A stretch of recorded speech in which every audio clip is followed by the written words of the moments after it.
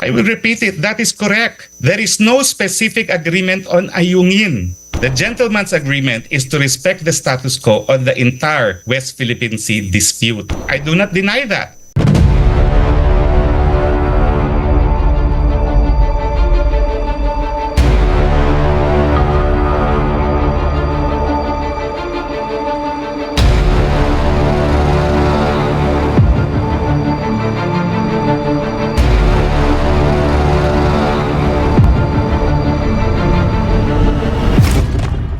Mismong si Pangulong Marcos nagulat nang biglang pati siya balaan ng mga Tsino gustong patahimikin sa Pilipinas.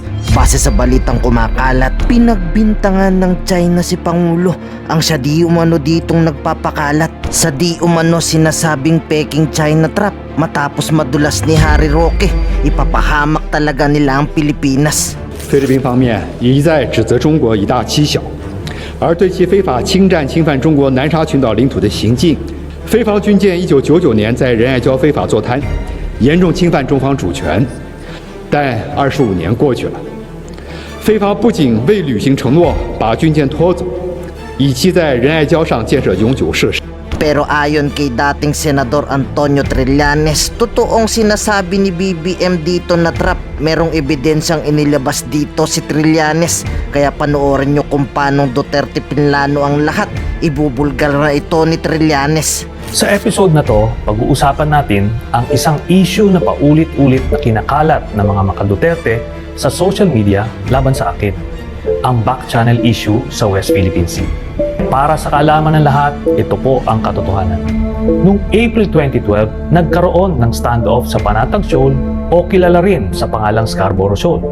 Bunga ito ng paghuli ng isang Philippine Navy ship sa mga Chinese fishermen sa loob ng Scarborough.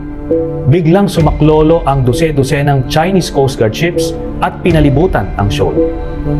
Ilang linggong uminit ang sitwasyon doon hanggang sa umabot sa 80 to 100 Chinese ships of different sizes ang nasa loob at labas ng Scarborough. Dahil sa stalemate na ito, I was officially designated to be the back channel negotiator by then President Aquino noong May 2012 para pahupain ang sitwasyon sa Scarborough Shoal. Ang pagiging back channel negotiator ay para lang messenger kung saan ihahatid mo ang mensahe ng presidente sa mga kausap mong negotiator. Tapos, ihahatid mo naman pabalik ang mensahe nila sa presidente. Anyway, nang matapos ang back channel negotiations, napahupa ang tensyon at na-reduce ang number of Chinese ships in Scarborough. From 80 to 100 ships nung simula, naging 3 barko na lang at nasa labas na ng shoal. Nagawa ko ito without surrendering even an inch of our territory. Sa atin pa rin ang Scarborough. In short, na-accomplish ko ang mission ko. Looking back, I can proudly say na ito ang aking biggest achievement in my career as a public servant. An invasion or an armed conflict with a regional power was averted through those back channel talks. Eventually, nang ayaw palisin ng China ang remaining 3 ships na nasa labas ng shoal, naobligang mag-file si Pinoy ng arbitration case which we eventually won. Ngayon, kung ano man ang ini-insinuate ng mga maka-Duterte na binenta ko raw ang Scarborough, maliwanag na fake news po ito. Pero depensa ni Harry Roque, totoong meron daw nangyari ditong pag-uusap between China at dating boss niyang si Duterte.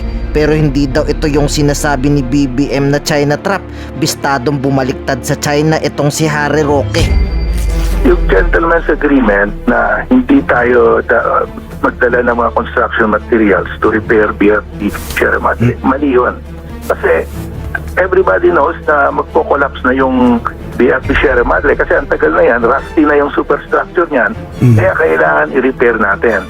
Yung pumayag si Duterte na hindi tayo mag-repair, that's against our interest. Yun ang gusto ng China, mag-collapse tapos wala na tayo. It's against our interest. Talagang dehado tayo sa gentleman's agreement na yan. Ngayon, ikaw bilang Pilipino, ano ang masasabi mo at reaksyon sa balitang ito? Mag-iwan ka ng komento sa ibaba at atin pong babasahin isa-isa.